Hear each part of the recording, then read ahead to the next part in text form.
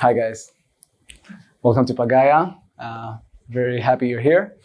We'll see how long it takes me to start speaking in English correctly. But yeah, so my name is Niv Geron. I'm leading a data science team here in the research, in the credit research group. Today I'll talk about a statistical phenomena called the winner's curse. Something very important in what we do and what a lot of people do with statistics and machine learning. Yeah, let's go into it. Okay, so first let's talk about what it is. Then we'll try to show it empirically, and afterwards we'll try to understand it more thoroughly, and maybe a little bit talk about directions how to solve it. We won't really get to talk about the solution exactly. For that, you'll have to come work here. No, just kidding. We're not hiring. That's a joke. Wait, we are obviously hiring. So why else do a meetup? So yeah, the winner's curse. So that's kind of a paraphrasing on what you can find in Wikipedia. But so basically, it's a phenomenon that may occur when we have auctions with common value. Common value means that the item has pretty much the same value or same information about the value for different players in the auction, where different players have different signals. So you can think about signals as features. You can think about signals as a way to model or feature engineering or stuff like that. And pretty much by definition, the person who wins the auction, right, is the highest bidder, will be the most optimistic. And the phenomena we will examine here will show that they often tend to overestimate. So the winner's curse, it's a well-known term. You can find it. It can mean a lot of different things. Some people use it to describe some psychological effects that makes a winner overestimate, but we'll talk mainly about the statistical effects. So to sum things up, when you have a common value auction and different signals, you get overestimation. So we'll just see how it works. So where can we find this kind of dynamic? Right, we're talking about auctions with common value and different signals. So obviously giving loans, that's what we do here. I was trying to do a list that goes from the obvious to the most like funny or weird. So obviously giving loans, it's basically a bidding process where someone requests a loan, lenders give him some interest rate, which is the bidding price, and he would probably take the lowest one. Also make an offer on a house, an auto trade, and all lot of stuff. Even in hiring, you can think about it sort of a common value bidding auction, and even when you're talking about finding a spouse. So I hope this slide would convince you that it's important, because it's in a lot of things.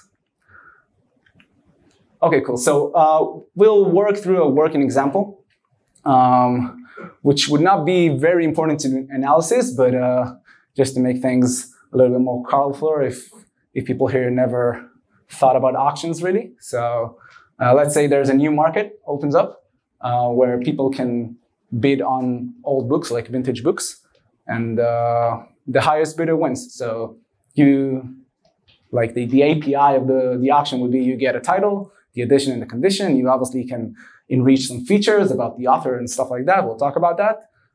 You bid a price, and it's called the first price sealed bid auction, which means that the winner is obviously the highest bidder, and he pays his bid, so the highest bid. That's not always the case. And it's a sealed bid, which means it's not open. People don't know the other bids. So they just bid, and they know if they won or didn't. And we'll talk about a specific strategy just because we have to for the example, but it's not really important. The strategy here would be we buy a book and we sell it after 5 years. We want to make a profit. Okay, so that's pretty simple. So let's talk about how we can build the bidder. So the lecture is called Bidding with Machine Learning, I think. So we obviously want to use machine learning. For that, let's assume we have some historic data set about books, right? With their features and their prices over time and stuff like that. So we'll talk about a strategy, just we want to bid the future price. So we said the strategy would be buying a book and selling it after 5 years. So let's say we'll just try to bid the price we think we'll be able to sell it after 5 years. So that strategy would give us pretty much neutral profit, right? We're buying and selling at the same price, which would allow us to buy and sell the maximum volume, which is sustainable. And as I said, the strategy is not very important here. It's not really crucial to the analysis, but this would be an optimal strategy in what's called victory auctions, which is you pay the second highest bid. So you can think why that's true. Okay, so how will we do this? We'll build our target, right? The target is the price after 5 years, and we enrich the features with all sorts of features, and we'll try to just bid our predictions. So yeah, we have obviously an historic data set, which it keeps. Okay, so now we'll talk about the simulation. First of all, I'll talk about what we want to achieve in the simulation. And it's mainly to give some intuition about the problem, maybe on ways to solve it, and mainly about why it's so complicated and hard. So we assume we have multiple players. They all play the same strategy, so they all try to predict the same target, and they bid that target, which is the price after 5 years.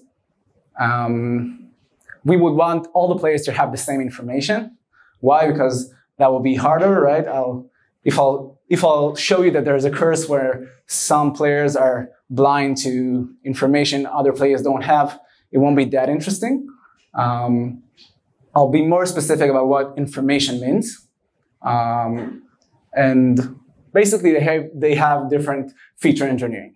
So we want players to have different accuracies. This is also not very well defined, but what I mean in accuracies here is that they have different accuracy over the whole distribution of the data. So that will be also helpful to see some phenomena. We want different players to be good at different areas. So you can imagine that one player could be better than the other, but in some subset of the distribution, this fact could be the opposite way around. So, and we will have one optimal player, which might be confusing, but he's not a perfect player, so he can't predict completely accurate the target, but he is better than every other player in every area. And I'll show how we achieve these requirements. So generating data. So we have items. Every item is described by 5 features. The features are just samples from a normal distribution. We use 5 coefficients. And we will only talk about linear regressions just to make things simple. I hope you'll convince yourself that it's not, that the results are not dependent on the modeling. So the coefficients will be 1, 2, 3, 4, 5. And the label would be generated by this equation. So basically, what this equation means is that if you do the feature engineering of taking the power of 3 or cubic power for every feature, and you use a linear regression on those features, you would get the best model you can get up until the noise, which is unmodeled. And you have some bias that's not really. So the players. So all the players are linear regression, we said. They differ in feature engineering. So we have 6 players. We have the optimal players who just use every feature in their cubic power. Just as we said, he can model the best that's possible up until the noise. And every player N, he uses cubic power for every feature except the nth feature. So the first player, he uses the first feature as is, and the other feature, the same feature engineering. So what that will give us? So the first observation that's important is that every player n is better than the next one. Why is that? Because the coefficients we used, we know in linear regressions that if the features have the same scales, the coefficient is pretty much the feature importance of that feature. So the player n, he sees like a distorted feature of n because, let's say, feature number 5 is the most important because his coefficient is 5. We will get that player 5 is the worst because his distorted feature is the most important feature. This was supposed to be in the box, so that doesn't mean anything. But yeah, so we have the same information, which means that's why I used cubic power. So the reason is if we use some scaling or some translation of the feature, it would just be the same model, basically, because the linear regression is invariant to those kinds of feature engineerings. But a cubic power, if we would have taken like a square, so a power of 2, we would get not the same information because it's not a one-to-one function, right? So yeah. Yeah, so players are good in different areas. That's, I'm not gonna get into it, but one optimal player is what we said. So yeah, cool. So the first thing is I would have a data set and I'll try to obviously split it to train and test and then do some modeling and the training. If I would want to assess like how good my model is, I could just plot this graph which has the prediction in the x-axis. I'm sorry, that's too small, but the x-axis is the predictions, the y-axis is the label, and we can see that, and the black line is just 1-to-1. So we can see that the trend looks okay. It's kind of hard to say if we're good on average. But it looks pretty good. If you want to see, okay, one other thing, this is 2 players. So I'm looking at player 4, which is the worst player. And I'm looking at the optimal player, which is obviously the best one. So if I would put a gun to your head and ask you who's better, you might say the orange one, but the differences are not that big, right? I mean, doesn't look like something very different, just a small advantage. If you would want to see whether we're calibrated and whether we are right on average, we could just bin all the predictions by the model prediction and calculate the average of the predictions, the average of the label, and just see if we're pretty much okay. And here we can see we're pretty much okay. So, and this is the worst player, so you can assume that all players are pretty much calibrated. So if I would just do backtesting on my data set, even when splitting to test and everything, I would look pretty okay. So what this basically means is that when I predict 65, all the items I predict 65 on has an average value of 65. Some will be higher, some will be lower, but on average, that will be 65. So that what actually makes me believe that my strategy could work and my profit will be neutral, and this will be sustainable and everything. Questions? Okay. Can you explain again why n is better than n-1? Yeah. So the data generating process was using all the features were sampled from the same normal distribution, and the coefficients that we used to generate the labels were 1, 2, 3, 4, 5. Okay, is that so? Yeah, just to finish the sentence. So that means that feature n or feature 5 is the most important because it is the most crucial for the labeling of the label. Just that's how linear regression works. But if that's not intuitive, just take my word for it. Okay. What about the dispersion? We need also, if you engage with risk, to estimate how far you will be from the line. Yeah, that's a Next question: whether your estimates of the error rate is unbiased. Okay, you mean looking at the variance of the prediction? Yeah, so that's good. That's something I would want to do. But let's assume I buy a lot of items and the variance is pretty small, so I assume that the average goes to the mean pretty quickly. So let's say that's not a problem, but that's a good question. So if you would look at a regression metric, like the most common regression metric for regression is R-square, we can see that first we see the sorting that we would have expected. We see that the optimal is the best, and as we said, player 0 is best after it because it sees the least important feature distorted, and player 4 is the worst. But an interesting thing here to note is that the optimal player doesn't seem like off the charts, right? It seems as far from player 0 as much as player 1 is from player 0. So it's just because we know the data generating process, we know that there's something different about the optimal player. But if you would just look about the predictions and their accuracy, you would just believe that it's the best player. If it wasn't around, player 0 would be pretty much the same. I'll show that's not the case. Okay, so I did backtesting. I'm pretty happy with my model. I'm pretty calibrated. I see that on average, I'm pretty accurate. So I mean, I can expect my strategy to pretty much work. Now's the fun part, okay? So the market opens. So right until now, I was backtesting. I'm pretty happy with myself. But right now, the market opens, which means that I get features about new items, right? And a lot of other players get the same features. And everyone uses their own model, which they used, and they were all happy with their models. And they bid their own predictions. And obviously, the highest bidder wins. And right now, we'll see what happens to my predictions.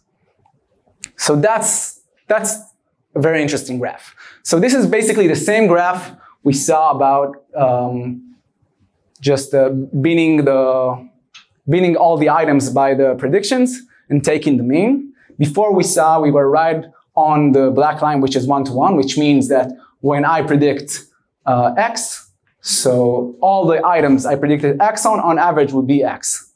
So now we see that's not the case for a lot of actors. So what we see in this graph is the same graph. The x-axis is the min prediction. The y-axis is the min label. The black line is 1-to-1. And every color is a different player. So first you can see that all of the colors are beneath the black line, right? Except the blue one.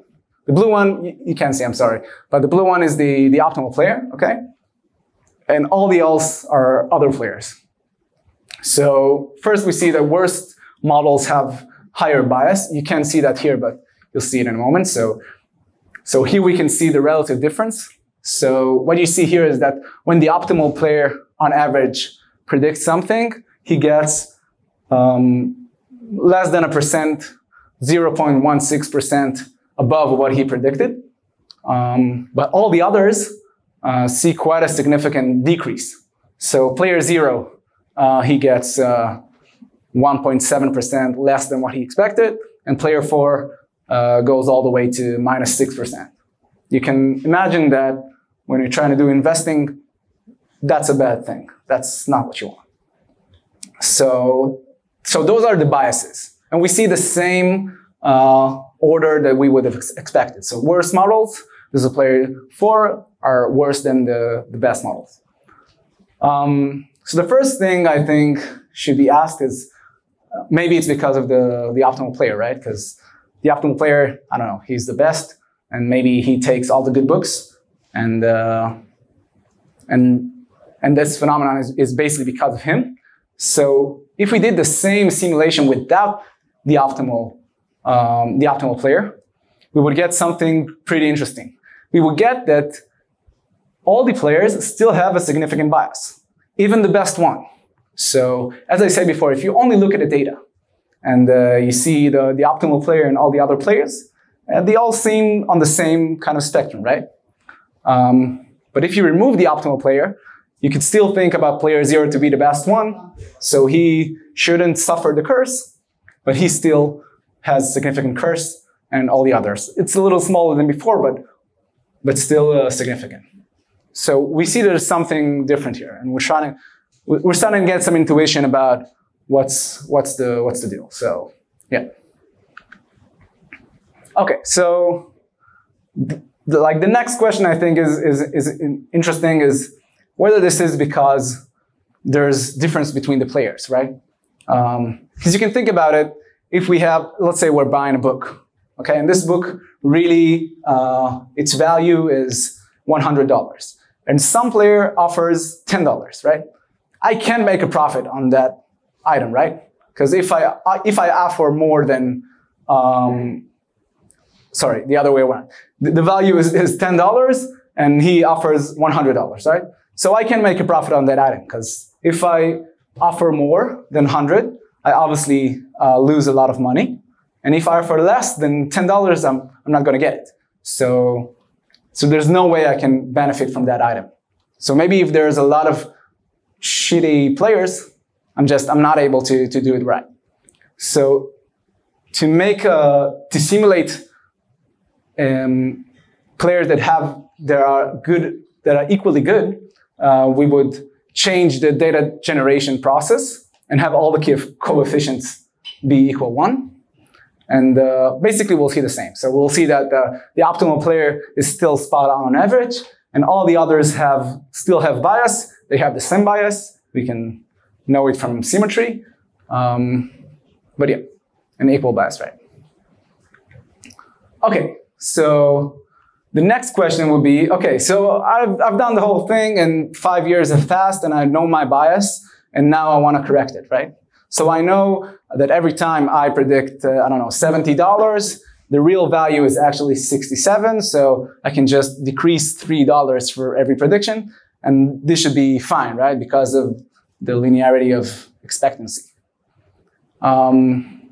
So the first thing is, what if everyone corrects? So the market opens, after 5 years, everyone suddenly realized they have a bias. They all corrected. What happens? We still have significant bias. So the upper table is before the correction and the lower one is after. But if we're trying to do something a bit harder, let's say I'm the only smart guy in the room and I'm the only one who realized I can correct the bias, and no one else corrected the bias, and I expect to be good, and voila, I'm still bad. So here I'm player 2. You can see that my bias did decrease the most between everyone else, but it didn't solve the problem. So that's kind of weird, right? Because in general, if we have some bias in predictions, we know that on average, if I just shift with that bias, I won't have any bias anymore. So that's weird. Why does that happen? So this is where it gets interesting, because this is something really crucial to understand about the whole problem. So in regular machine learning and modeling and statistics, as I said, it would have worked. But here, what I can observe is only the average bias of all the items I won, right? But actually, when I fix the bias, that means like whenever I predict 60, or whenever I predict X, I bid X minus the bias, I actually win new items, right? Or more specifically, right now I win a subset of the items I won before, right?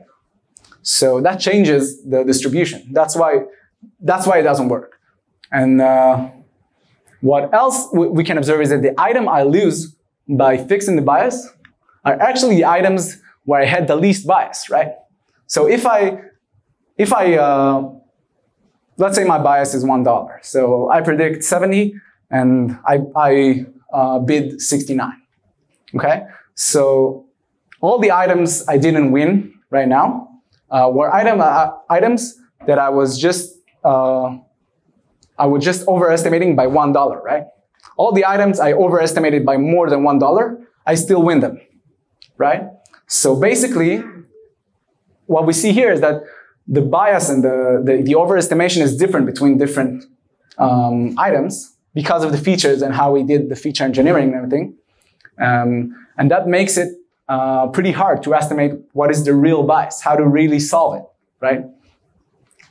So, but we did see that if we fix the bias, I do get better, right? I do get a little bit better. So, so the obvious question would be if we try to fix it iteratively, right? Would I eventually get to a place where I actually predict the actual mean value? So the answer is yes. So what you see here is the x-axis is the correction round, and the y-axis is the bias. And you can see that I start pretty low, but I converge to 0 pretty fast after, I don't know, 8, 9 rounds. The number of rounds is probably dependent on the specific problem, but we do see that we're able to correct it eventually. But it takes a bit of time, and it depends on the other player.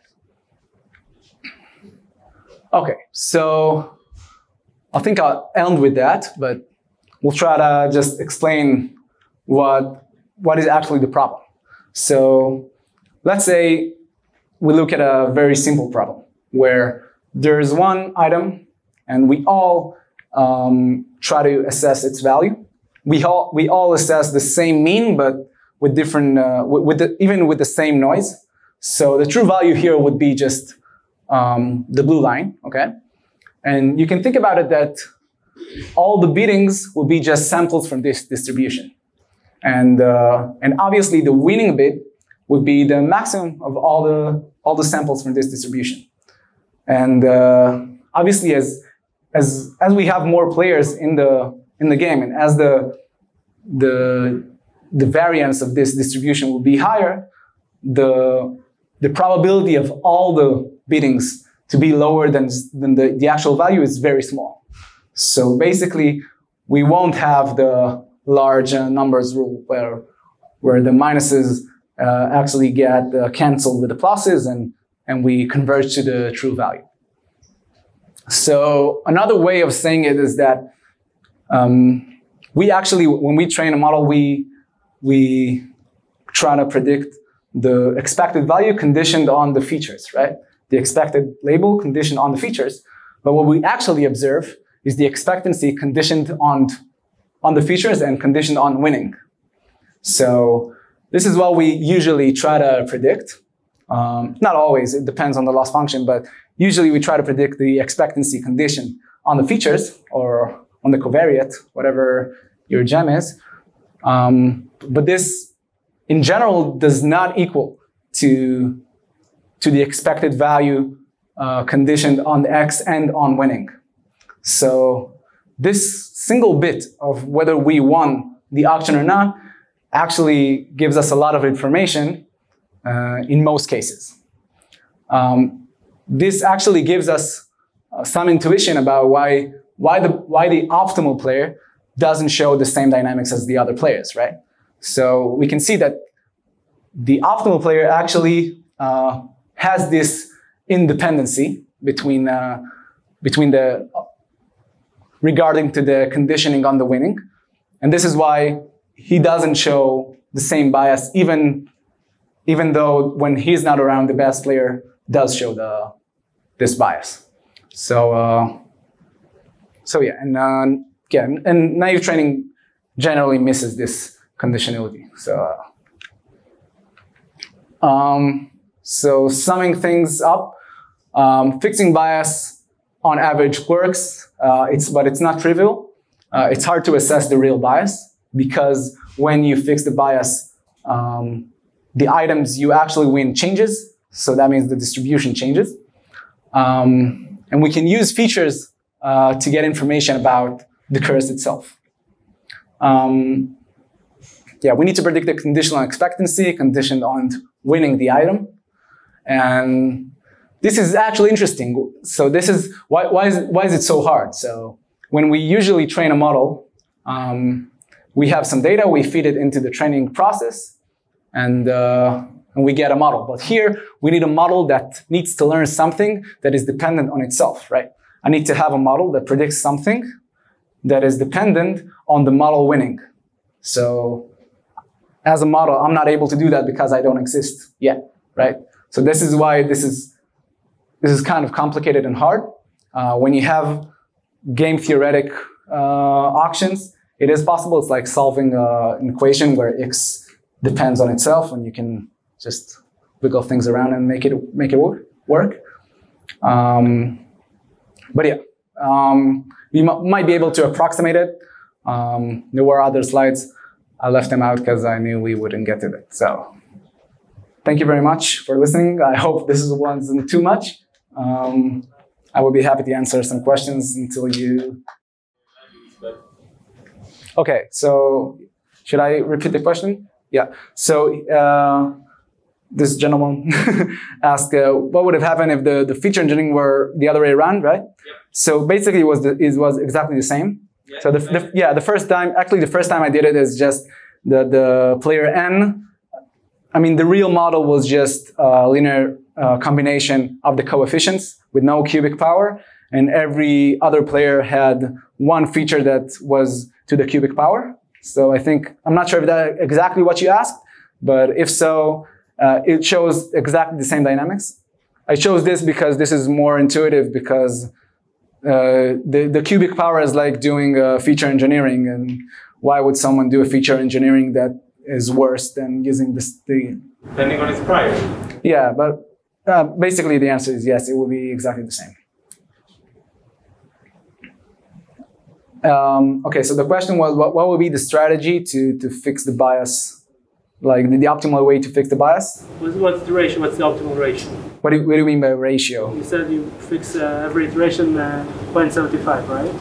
Oh, okay, yeah. So the reason I didn't get into it. The reason the bias fixing was 75% is not because it's optimal or whatever, because when you fix too much bias, you end up not winning any loans, and then you don't have any loans to calculate the bias on.